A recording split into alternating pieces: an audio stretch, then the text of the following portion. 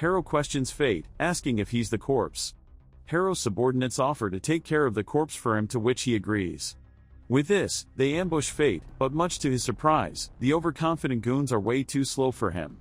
Greed explains that it's a matter of stats, and Fate contemplates dealing with them using a ruthless strike. In the blink of an eye, Fate effortlessly destroys all his attackers, with the remaining taking to their heels. Despite his fear, Harrow summons courage to challenge Fate. However, Fate unveils his face by removing the cloth and mask, which shocks Harrow. Despite trembling, Harrow boasts about being the only holy knight, Hadovluric, warning Fate not to underestimate him. Fate challenges Harrow to demonstrate his proud holy knight powers. Upon examining his stats with the holy sword technique and a significant strength boost, Harrow wonders how someone like Fate ended up in his current state. Fate questions Greed if he can shatter the holy sword, and Greed assures him that there's no chance an orichalcum-cut artificial holy sword can surpass it, giving Fate the green light to strike. The battle commences, with Fate's sword strength surpassing that of Harrow.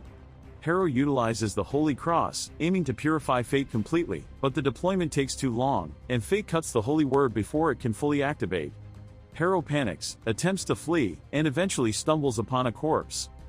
Fate picks him up and starts thrashing him at different rocks, dragging him through the bushes.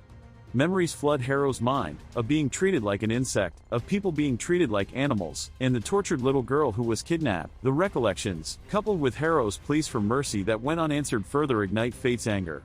He tosses Harrow into the air and summons a bloody ptarmigan, intending to drain some of his stats with a shot from his greed arrow. As Harrow lands, covered in wounds and blood, he questions Fate about why he didn't kill him immediately. Fate responds that he needs to ask him some questions, one of which pertains to Roxy Hart. Meanwhile, Roxy has decided to leave, expressing her willingness to sacrifice her life if it can save even one citizen. Harrow promises Fate that he will ensure Roxy's Gallia expedition is cancelled if Fate spares him. In response, Fate pierces Harrow's chest with greed, further boosting his gluttony skill. Greed comments that Fate seems to be a holy knight now, but Fate asserts that the capital won't accept that, and he has no desire to be one, as he is discerned. Greed informs him that he can now access its second level because the idea of Harrow's stats inside it makes it want to puke. After accessing the second level, it transforms into a great scythe. Greed explains that the curse embedded in the blade can cut through even the ephemeral. The sensation that it could cut through anything fuels his desire to shorten Lady Roxy's trip to Gallia. Lady Roxy, prepared for her journey, boards the ship.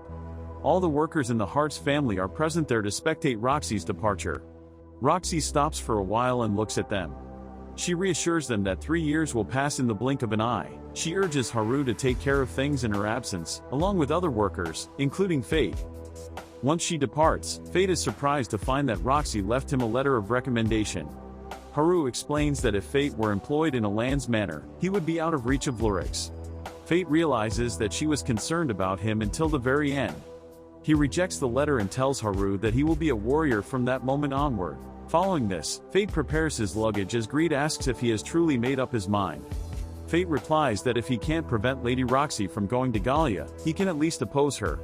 Haru even gives him his money for this journey and bids him farewell. In the meantime, Roxy stands in front of the Holy Knight's army. She tells them that she has taken over the post held by her father, Mason Hart, and they all have to head to the border in order to find the divine dragon that has awoken after a millennium of silence, so that she may defend the royal capital, Seifert, and its people. She further asserts that it won't be possible without their help. Miria and Mugan are also members of this expedition army, and instead of getting along, both of them start arguing with each other. During their conversation, Miria inquires Mugan regarding his rationale for joining this army, as Mugan reveals that he wants to avenge Mason Hart. Hearing this, Lady Roxy appreciates his reasons and asks if his family will not oppose his going to Gallia, to which he responds that his daughter, Rain, actually asked him for some Gallian relics. He further explains that he comes from a long line of scholars who do research, and he's the only warrior there. Miria feels amazed at him being the only warrior in his family, while Mugan continues teasing her. Roxy, on the other hand, is glad that they are getting along well and the journey will be peaceful. In the meantime, Fate also reaches the harbor. Looking around, he realizes that it has not changed much. Greed asks if he has been there before, to which he replies positively. He tells Greed that he visited this place 5 years ago on his way to the capital. He then approaches a sailor and asks if he's headed to Gallia. The man tells him that he's not going there today as he might get ambushed by monsters at night and suggests that he come the next day. Greed teases him by saying that he just wants to run after Roxy, but he's stuck there at the moment. This irritates Fate and he asks Greed to stay put. Suddenly, his stomach starts rumbling and Greed suggests that he grab something to eat and gather information for the moment. He also suggests to look for a worthy scabbard since this place is a huge trade town. Hearing this, Fate tries to shun, but Greed reminds him what it means to possess the holy sword technique and that the scabbard needs to live up to it, which might be something decorated with orichalcum or magic crystals. Fate remembers the severance pay from Miss Haru and may as well enjoy some meat too. The scene shifts to a restaurant where a man is pleading with some hunters that his village needs help as soon as possible, but the money he offers them is like a joke and thrashes the bag on the ground. The man approaches to pick it up as one of them puts his feet on his head. At that moment, Fate comes in and asks them to stop. They try to attack him, but he teaches them some discipline. Following their leave, Fate addresses the guy as Set, which makes him remember Fate as well. He remembers the time when he was bullied by Set and other kids because of his rumbling stomach and his father used to defend the people from monsters, how he got used to making herbs and taking care of his father, and how his father died with a broken heart.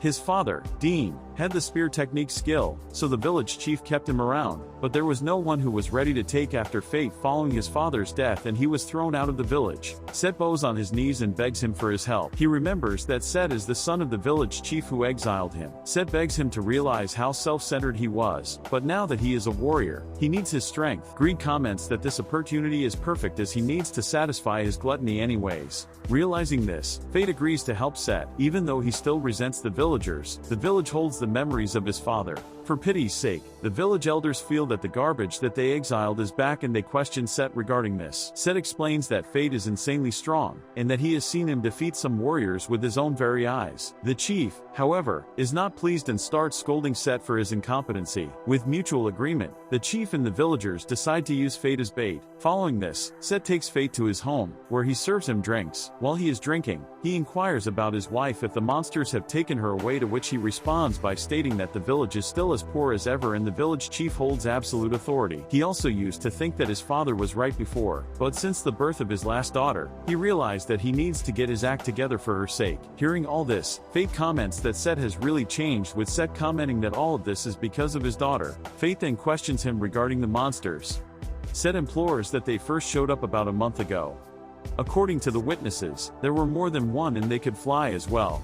They are nothing like the monsters the village has had to deal with before, which is why they decided to hire some warriors without realizing the cost. At that moment, Fate's stomach rumbles, which makes Set ask if he's as hungry, and goes in to get him some food.